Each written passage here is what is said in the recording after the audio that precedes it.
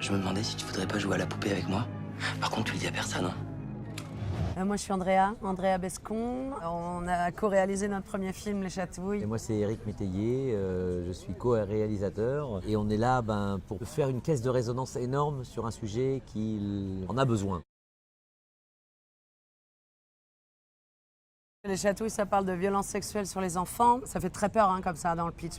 On se dit non, on ne veut pas y aller. On aborde ça vraiment sous l'angle de la vie et en même temps, on ne cache pas la gravité de tout ça et du psychotraumatisme et tout. Cette fille qui s'appelle Odette et qui va petit à petit se réparer, qui va plonger, se relever, mais terminer debout. Et tous les dommages collatéraux que ça engendre. Et en même temps, tout le ridicule des situations, toute la tragédie et des fois le comique des situations qu'on peut traverser quand on a été victime de violences sexuelles dans l'enfance. Vos parents n'ont jamais eu de doute? Ah non, on se méfie pas de ses proches, docteur, on leur fait confiance. La responsabilité de tout ça, la mère dit « Pourquoi tu ne me l'as pas dit ?» C'est sidérant, mais dans beaucoup de cas, c'est le cas. Son agresseur va l'amener à garder le secret. C'est toujours un secret entre un adulte et un enfant, et c'est l'adulte qui instaure ce secret. Et donc il y a une emprise terrible qu'on minimise souvent, l'emprise de l'adulte sur l'enfant. Et on ne devrait pas, parce que l'adulte pousse l'enfant à garder le silence. Et effectivement, comme dit Éric, il y a une immense culpabilité qui se crée, parce que d'un seul coup, l'enfant se sent presque complice des actes, alors qu'il ne l'est pas. C'est jamais la responsabilité de l'enfant, c'est la responsabilité de l'adulte. Et ça le pousse au silence, ça le pousse au secret. C'est évidemment là où la chute est rude, quoi. Voilà, j'ai rien à dire.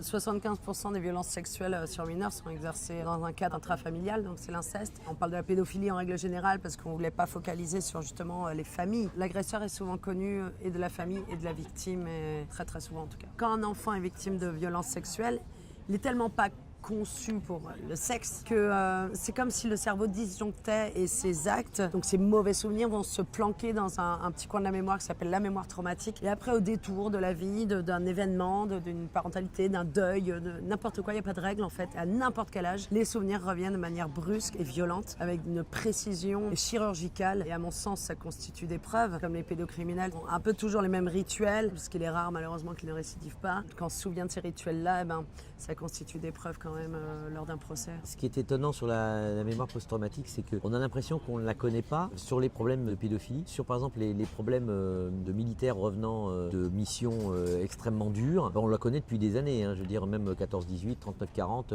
44, oui, parce que ça s'est pas arrêté à 40. 45 oui, le 45, même laissez-moi qui offre.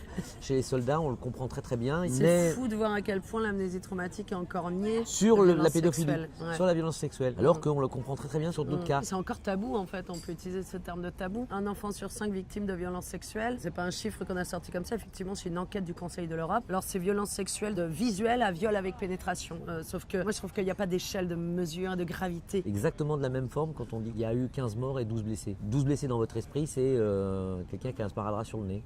Mais non, c'est quelqu'un qui est vraiment blessé, qui peut avoir une jambe arrachée. Et là on fait, oh bon non, ça va, il y a eu qu'un touchement, ça va pas non plus. Il peut s'en remettre. Il peut s'en remettre, mais non, c'est une vraie douleur.